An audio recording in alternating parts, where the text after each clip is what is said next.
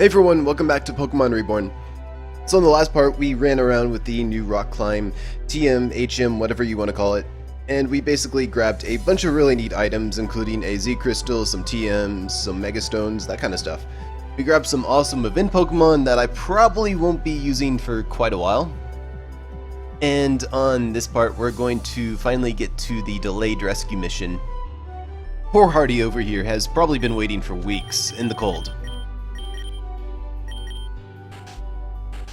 So you can say whatever you want, and basically once you enter this building with him, he's going to have to look around, and eventually he should make his way all the way over here.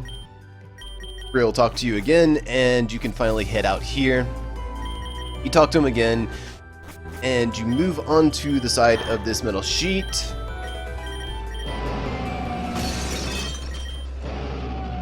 And from there, we'll find an entrance all the way over here. Also, fun note, if you captured the Absol, the event Absol, then it's not going to be here, obviously, but if you don't capture it, then it will be standing on the cliff just right behind us. But from here, we will have another cutscene. Really awesome cutscene of Hardy basically breaking in. Then it's going to come in here and talk down to us, and we can say whatever we want to him.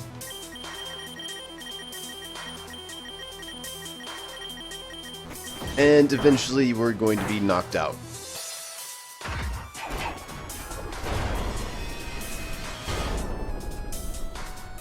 And from there, Hardy's basically useless. So, the next part, we just want to climb up those ladders right there.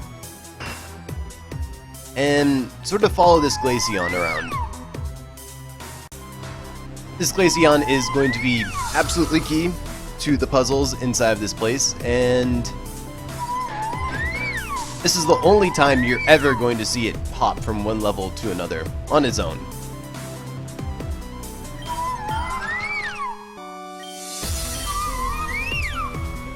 And then it gets captured. And it may seem like we're actually locked out here, but we can just go ahead and go all the way around to this side and basically break through the wall right there. And as soon as we enter here, we'll enter into a battle with one of the Team Meteor Grunts. After that battle, we'll be treated to a little bit of a cutscene where the Glaceon will actually freeze the other Team Meteor Grunt. We can go ahead and move over here and actually unlock the door. Kind of pointless, but I mean, you can do that. And then we can start making our way all the way over here. Also, before I forget to mention this later, once you enter this building, there is actually a healing machine and a PC all the way over here in case you ever need them. They will be inaccessible at one point. Will actually end up being blocked off from it at a certain point, and I'll mention that point. But that point is not right now, so we're not really going to have to deal with it. For the most part, we are just going to go ahead and make our way all the way over here. And we'll have another battle with another Team Meteor Grunt as soon as they exit out here. And they ask us if anyone has ever told us that we're not a Glaceon. And unfortunately for him, we are definitely not a Glaceon. He locks himself in the room, and we have to backtrack just a little bit.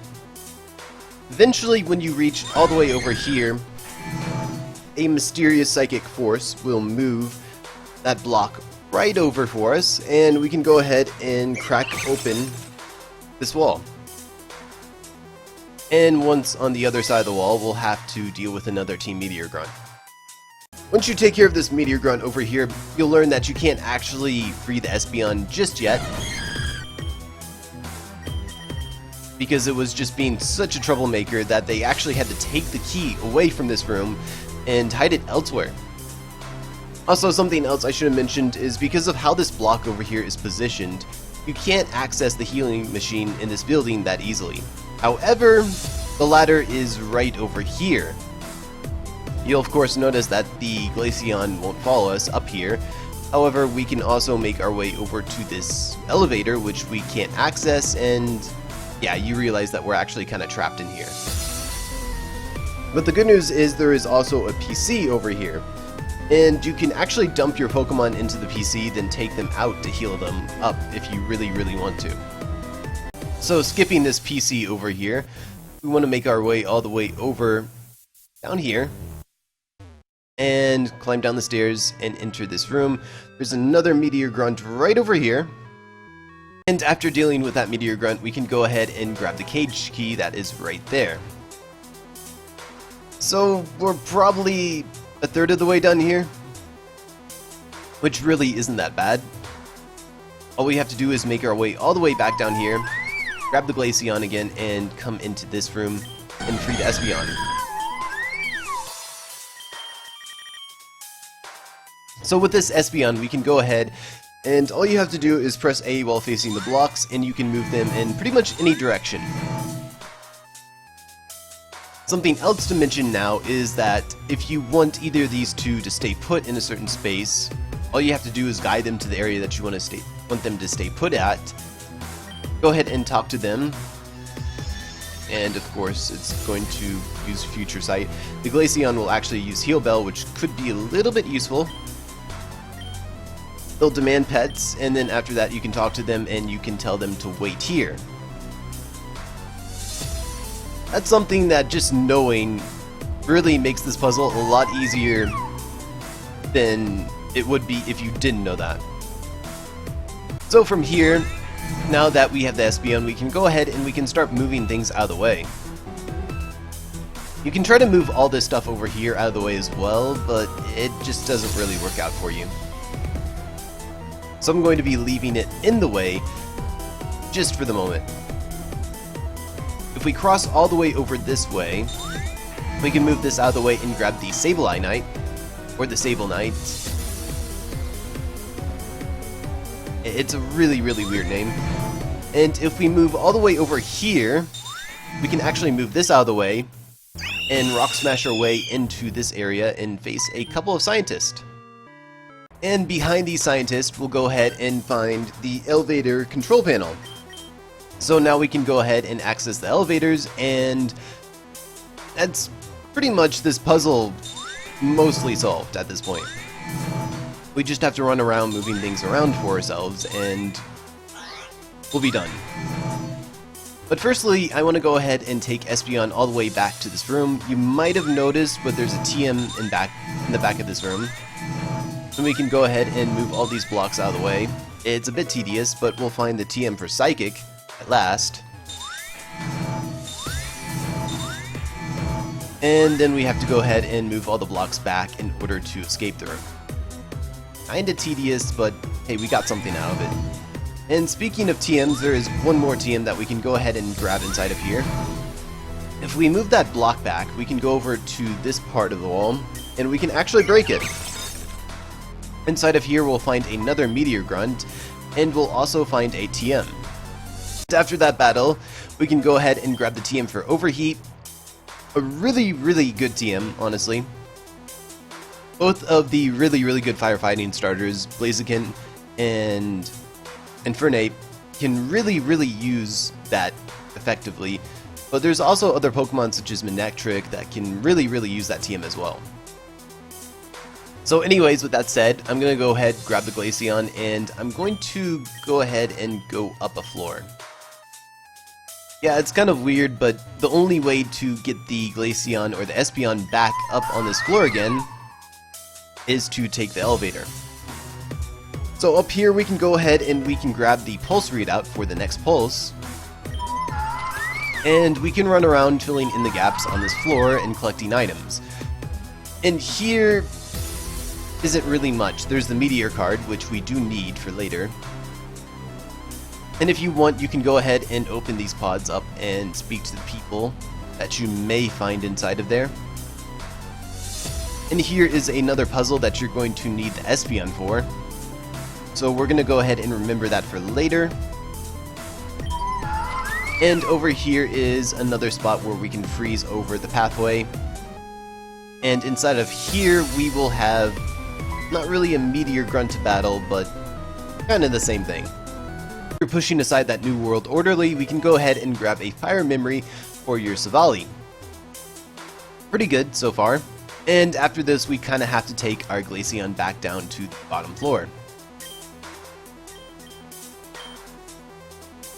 So from here, I want to go ahead and grab the Espeon, and I'm going to start trying to clear a path for my Glaceon.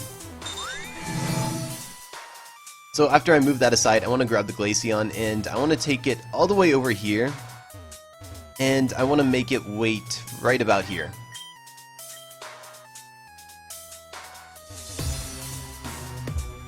I want to run back over here, grab the Espeon, and I can start to move things out of the way over here. No. I do need to grab the Glaceon one more time, and this time actually make it wait all the way over here. It's actually a bit tedious. But once again, we grab the Espeon so we can move this block over here out of the way, and we can finally grab the Glaceon, move all the way over here, and freeze over this lava. Swap them back out again. And we can make our way over here, move these blocks out of the way, and grab the Beedrillite. And that's pretty much almost everything. There is one more item that I haven't really grabbed. And that item is in fact over here. So if we move over to this area and move that up, we'll find a little cubbyhole over here, and a New World Orderly to battle. And with that New World Orderly defeated, we can go ahead and take our prize, which is going to be the Reborn Ball. That's basically the Master Ball for this game. So with all that out of the way, it's time to take our Glaceon all the way back to the main area, which again is really tedious. And like I said earlier, I think half of this puzzle is just knowing that you can actually talk to the Glaceon and Espeon and tell them to wait at certain locations. And then I think like another part of it is also being able to figure out that you have to use the elevator to actually take them up to the second floor. I think once you figure that out, this puzzle actually becomes pretty simple. So I'm going to go ahead and take the Espeon up to the next floor again. There is one more item that we kind of have to grab here. So in this room, we can go ahead and start moving these blocks out of the way. And we can grab the Altarianite. Also, apparently you can soft lock this room, according to someone on the Reborn forums. I have no idea how, and I'm not going to try to. I would really rather not break the game. And with that, it's probably time to start making our way over towards the boss room. I'm going to have to move over here first and reorganize some of these boxes or these glass cases. I'm going to have to move that back over, and then I'm going to have to go ahead and move this back over. With that, I can move this box over, and I want to go ahead and grab the Glaceon over here and move it all the way over here. I want to make sure that it stands in this little cubbyhole. Or actually, I can go ahead and use it, I think. So I want to freeze that over first, and then I want to make this stand in the cubbyhole. Then we'll go ahead and grab the Espeon, and we can start moving things around again.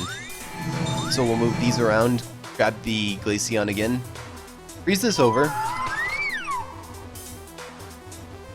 grab the Espeon, move this over, and move that back over there. You have to do this first, that way you can access the card panel and open the doors. Then I can start to move these glass boxes back over, and we can come over here, grab that healing shard, and move this over, and then you want to save right here.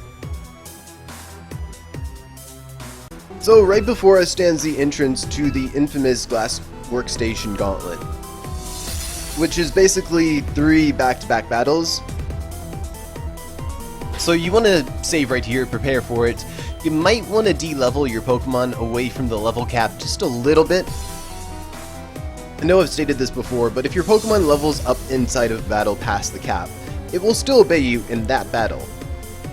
But if you're in a gauntlet, and say you level up in between battles, your Pokemon is not going to obey you during the next battle. So that's why I have my Excadrill actually leveled down one. Although if you did watch the last part, then you realize that it's actually up like 16 levels because I leveled it down a lot in that part. And this is pretty much my setup. I'm going to be using the Gauntlet Excadrill team. You can also teach your Gauntlet Protect, which will save you 1 power point on your White Guard. And these are my Excadrill's moves. I don't think I've ever really explained this. A lot of people like to give me suggestions, and I do plan on making use of them for a lot of these battles. I do plan on making a video just for that. Basically to make these battles as simple as possible. But when I pick out my teams for these battles, I think about a lot of things. I think about how accessible is the Pokemon? Do you have to do events for it? How accessible are the moves for that Pokemon? Do you need certain TMs to make that Pokemon viable? And how much grinding are you going to have to do? Is this going to be a Pokemon that you grind out for like a few battles that you'll probably never use again? Which is the reason why you don't see me using a lot of gimmicky Pokemon like Shedinja, which I use for the Amaria battle. Also why I tend to stay away from Megas and using Z Crystals, because I don't know if everybody has certain Megas or certain Z Crystals. I don't even know if everybody's actually done the Mega Z Ring quest, so I feel like this is fair. And to emphasize this even more, this is also why I don't EV train my Pokemon. This is why I don't breed my Pokemon for perfect IVs. You know, this is supposed to be very casual, very simple. You can pick up these Pokemon randomly, train them up to these levels, give them these moves, and you're good to go. So anyways, I'm going to go ahead and go back over my team again. So here's my Excadrill. You might notice it's not holding an item, and that's for good measure. That comes in importance much later. But basically there is a Pokemon in one of these battles that has knockoff, and because my Excadrill is not holding an item, it will not be targeted. There's my Gauntlet right here, has the Smooth Rock, and its moves are pretty basic. Like I said earlier, you can give it Protect if you want, which will save you 1 power point on your White Guard. My Infernape over here has actually changed a little bit. I taught it Brick Break for the Titania battle. It has Mach Punch again, this is very important. Also taught it Overheat. I prefer Overheat over Flare Blitz or Heat Wave. And that's pretty much the only changes I really need to go over. So with that, I'm going to go ahead and head on into the room. As usual, I'm going to be just fast forwarding through all of the text here. And eventually we're going to go ahead and meet our first opponents, Cain and Shelly, who are hypnotized. Although despite that, we're still going to be hearing that cheery rival music. Anyway, starting off with the Alolan Marowak, it has Lightning Rod, Thick Club for an item, which doubles its attack stat, Fire Punch, Rock Slide, Shadow Bone, Iron Head, and the Reborn has Sweet Veil, which means no Pokemon on that side of the field can fall asleep, Focus Sash, Dazzling Gleam, Sticky Web, Pollen Puff, and Light Screen. I'm going to go ahead and use Wide Guard, which will block all spread damage on my side of the field, even from my own Pokemon, and knock out the Alolan Marowak with Earthquake. The Ribombee is almost always going to use Sticky Web, so you have a few ways of dealing with it. You can either use a Defogger, you can use a Spinner, or you can just have a Setup Sweeper in one of the first 2 slots of your party. Next up is the Muck. Has Power of Alchemy, which means if it has an ally Faint next to it, it will take their ability, as Black Sludge, Gunk Shot, Thunder, Knockoff, and Rock Slide. So here I'm going to go ahead and set up Stealth Rocks and set up a Swords Dance. This is also the reason why I didn't want Excadrill to actually hold an item. So if my Excadrill holds an item, the Muck will go for it will target it with its knockoff, but since my Excadrill doesn't have a item, it'll target the Gigalith instead. So for here, I'm going to go ahead and pretty much repeat the same combo from earlier. This combo is just so spammable, and if it works, if it's not broken, don't fix it. So I'll go ahead and knock them both out. Next up is going to be the Scolipede and the Meowstic. Meowstic has Competitive, a Damp Rock, Charge Beam, Psychic, Reflect, and Rain Dance, and the Scolipede has Speed Boost, Muscle Band, Rock Slide, Stomping Tantrum, Steamroller, and Poison Jab.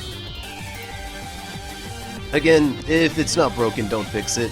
So same combo from earlier, and I should just knock them both out.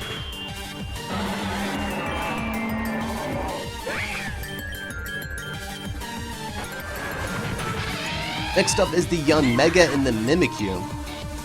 The Yanmega has Speed Boost 2, has Wise Glasses, Signal Beam, Shadow Ball, Air Slash, and Giga Drain. The Mimikyu has Disguise of course, Electric Gem, Thunder, Play Rough, Sword Stance, and Shadow Claw. So here is also another moment where I appreciate my Gigalith being weak. I'm going to go ahead and heal up my Gigalith, since I know that the Mimikyu is probably going to survive.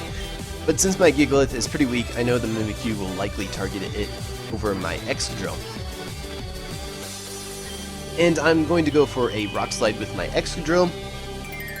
I can't knock out the Mimikyu right away, but I can try for a flinch, even if it does have Disguise. Which, I just got the flinch right there, which is pretty neat. Next up is the Vilvion. It has Compound Eyes, Wide Lens, Signal Beam, Sleep Powder, Hurricane, and Giga Drain. Because of the combination of Compound Eyes and Wide Lens, its Sleep Powder and its Hurricanes are very, very accurate. I'm going to go for a double Rock Slide here, and this is where things get complicated. So I'm limited to 8 turns because of the Smooth Rock extending my Gigalith Sandstream to 8 turns. And if I don't sweep this by 8 turns, then I basically have to make do. So if I miss that Rock Slide right there, then yeah, things would get really, really complicated. Next up is the Levani and the Primarina.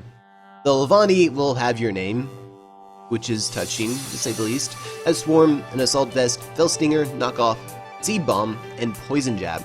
The Primarina has Liquid Voice, Mystic Water, Dazzling Gleam, Hyper Voice, Blizzard, and Icy Wind.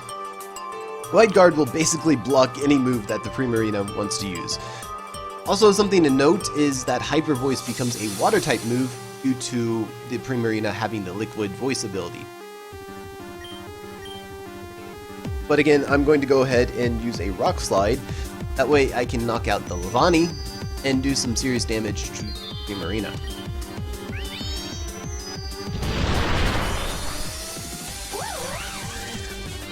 And I missed the Primarina, which is kind of unfortunate, but I can deal with that. The final Pokemon on Shelly's team is going to be the Volcarona, has Swarm, Leftovers, Heat Wave, Quiver Dance, Signal Beam, and Hurricane. So I'm going to go ahead and use another Wide Guard, and I'm going to actually use Earthquake this time. It's Stab and it can hit both of them, so it should knock both of them right out.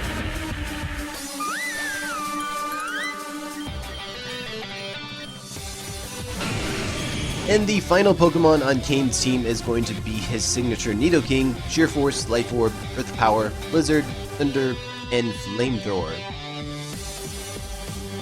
I think I might go ahead and heal up my Excadrill, just to be safe. Or actually, I'll just go with Wide Guard and see if I can knock it out with my Earthquake right here. I might survive. And I didn't. That's fine, I can go ahead and send in my Lolo Tails right here and just knock out the Nidoking anyways. Although it'll probably get a Flamethrower off on me. Also go ahead and try to hit it with a Rock Slide. Damage is damage.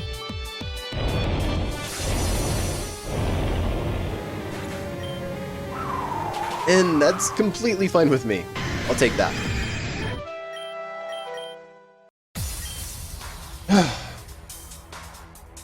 I've had some seriously bad runs with those battles right there. But from here on, we're going to have a bit of a cutscene, and we are going to be hypnotized ourselves. And from there, we will enter a different battle. So I'm going to start off with this Weavile here. As pressure, it has a Focus Sash, has Icicle Crash, Poison Jab, Low Kick, and Night Slash. Again, this is the reason why I went ahead and I switched my Gigalith into the first slot of my party when I was arranging my party for this battle, for these battles, I should say. Because of the Sand Stream, I know I can negate the Weavile's Focus Sash. I also know that my Infernape can take the Low Kick, which is meant for my heavier Gigalith right here. And this is also why I went ahead and I grabbed Mach Punch for my Infernape again. So I can pretty much one-shot this Weavile.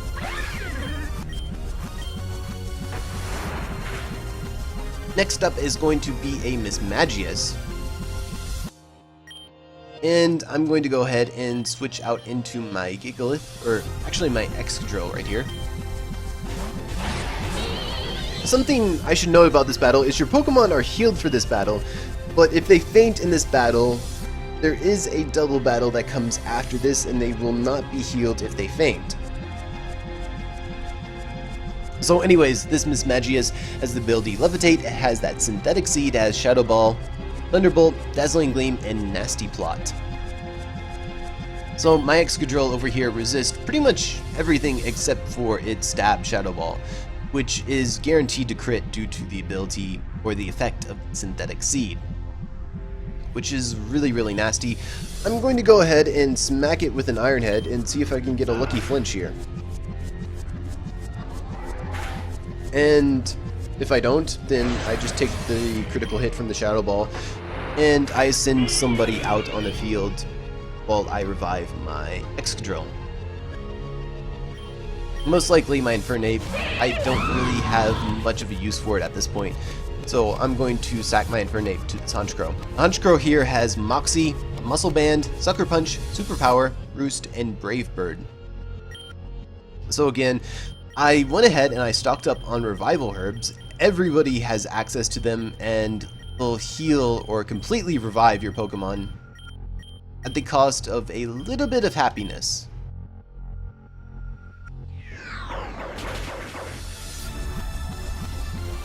So unfortunately, it's going to get that Moxie boost right there. Really, really unfortunate, but it happens. It happens. Next up, I'm going to go ahead and send in my Alolan Ninetales once again. And I'm just going to go ahead and Blizzard the Honchkrow out of here.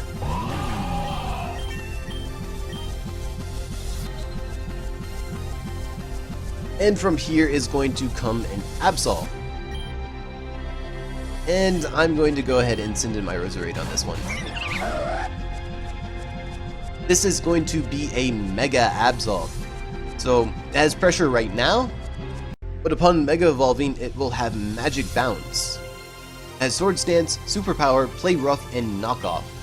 So with my Roserade right here, I'm going to just kind of protect spam and see about getting some hail damage off on the Absol. See if I can get a second one. If not, that's fine. I can also try to get a Poison Point off on this one, but I guess I'm not going to get it. Again, that's kind of unfortunate on its own, but it happens. And let's see. From here, I'm going to go ahead and send in my Gigalith again. I want to get that sand back. And my Gigalith is pretty much a goner. So again, this is another time where I want to go ahead and use a Revival Herb. And I guess out of these two, I'll revive my Infernape. In fact, since they're being generous, I'll go ahead and revive both my Infernape and the Roserade. I really expected it to use Superpower, but maybe not.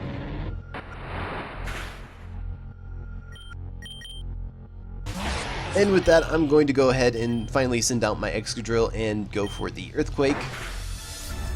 Absol's very frail, so I can just knock it out just like that. From here is going to be a Gothitelle. Has Shadow Tag, Leftovers, Calm Mind, Charge Beam, and Foul Play, as well as Psychic. It's really bulky. I'm going to go ahead and Iron Head it and see if I can get some flinch hacks going, which I did. And of course the Sandstream will negate its Leftovers recovery, so I'll just smack it with another Iron Head.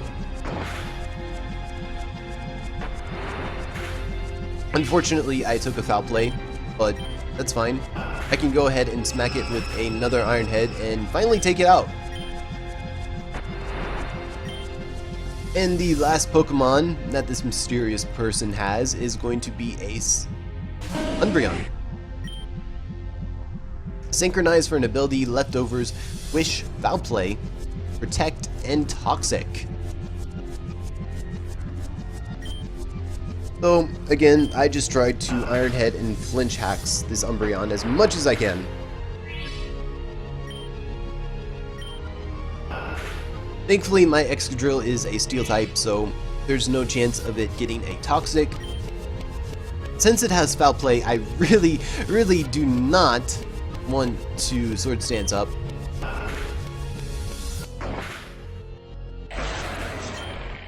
And unfortunately, I lose my Excadrill right there.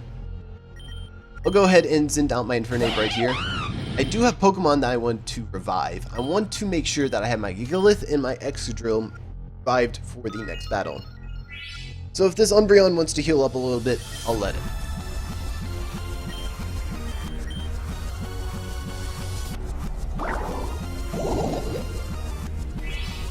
So the wish will come true right there. And from here, I'll just go ahead and close combat the Umbreon as soon as it stops protecting.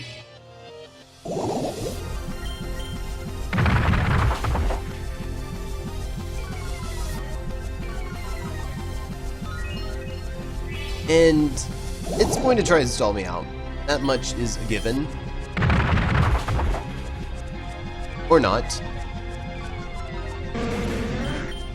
But either way, that is the end of this battle. Again, a little bit clumsy by me.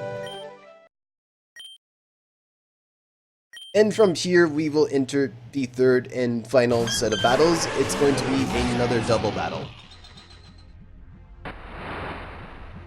From the start, you're going to notice that there is an Alolan Ninetales on the field, which obviously has no warning, but because my Gigalith is slower, its sand comes out later and overrides its no warning. So starting with the Alolan Ninetales, it has Snow Warning, obviously, like Clay, Blizzard, Dazzling Gleam, Freeze Dry, and Aurora Veil. The Clefable has Magic Guard, Leftovers, Blizzard, Dazzling Gleam, Fire Blast, and Thunder Wave. So from here, I'm going to go ahead and just use a Wide Guard, and I'm going to Iron Head that Clefable. The Ninetales really isn't a threat at this point, but I don't want to risk that Clefable getting a Fire Blast off on my Excadrill. Next up is going to be a Bisharp, or Bisharp, as Defiant for an ability, Dreadplate, Knockoff, Iron Head, Brick Break, Sucker Punch.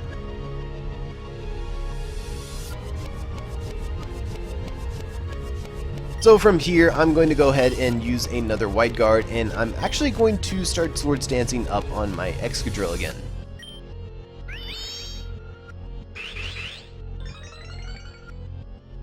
So I'll block the Blizzard, and the Knockoff is going to be aimed at my Gigalith, as usual.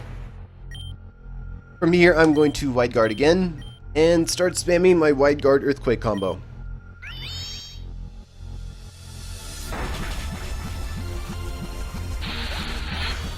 It's not like I'd have any trouble knocking out either of those normally without a Sword Stance, but it's for the Pokemon that are to come. So next up is going to be a Jinx, Dry Skin, Synthetic Seed for an item, Psychic, Shadow Ball, Blizzard, and Nasty Plot. The Metagross has Clear Body, Leftovers, Zen Headbutt, Meteor Mash, Ice Punch, and Rock Slide. So the Metagross really isn't much of a threat, but the Jinx most definitely is. And unfortunately, I cannot hit the Jinx with a Rock Slide due to the active ability of its Synthetic Seed. So I'm going to go ahead and actually heal up my Gigalith with an Ultra Potion right here, and I'm going to Iron Head the Jinx.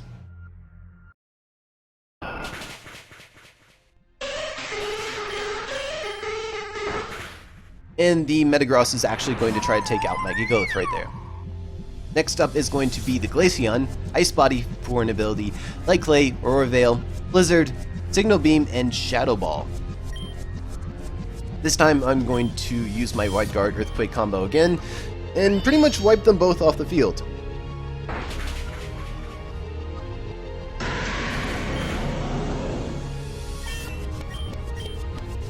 Oh, that's unfortunate. But the sand will get it eventually.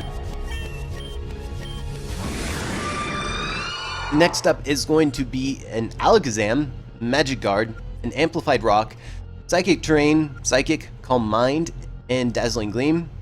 The Frostlass is going to have Snow Cloak, Icium Z, Blizzard, Destiny Bond, Thunderbolt, and Shadow Ball. I'm going to go ahead, Wide Guard, and pretty much just spam this combo over and over and over again. Both of these are very, very frail Pokemon, so they're going to go down no matter what.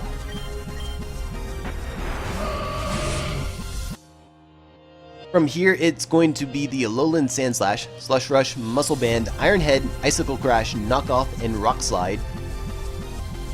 And this is actually going to be a Mega Gardevoir. This means it has the ability Trace for now, but it will eventually turn into Pixelate. That means its moves Calm Mind, well, its moves are Calm Mind, Thunderbolt, Psychic, and Hyper Voice, which will turn into a Fairy type move. And again, I don't really care, I'm just going to spam my usual combo and pretty much just knock them both out.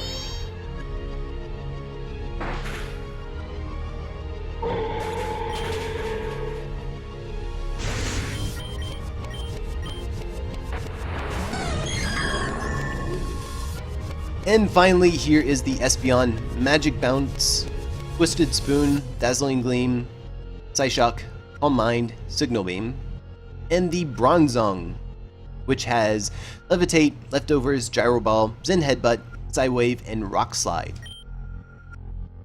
I'm going to go ahead and actually just use Rock Slide on both of them. And see how much I can get away with here.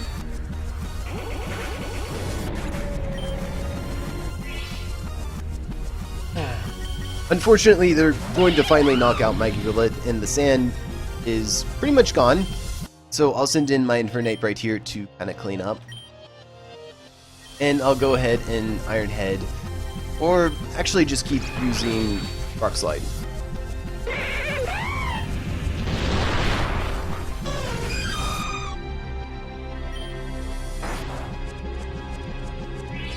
I didn't really think about that. I'm not actually used to having to use other Pokemon to completely clean up here. But a even better and even faster move here is to just go ahead and send in my Staraptor and just Final Gambit the Bronzong.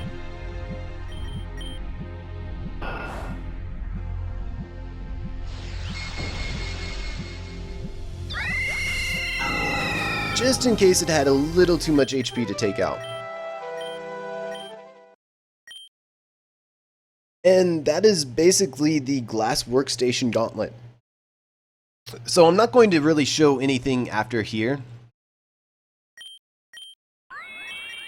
What happens after those battles is we are basically sent into a void. And there's really nothing of consequence in this void. There is a lot of story, there's a lot of amazing details that you can actually find in this void here. But I'm not going to be showing this off. on the next part we will be picking up after we escape this void. So go ahead, enjoy this area, explore, and thanks for watching. Hope it helps, and I'll catch everybody next time.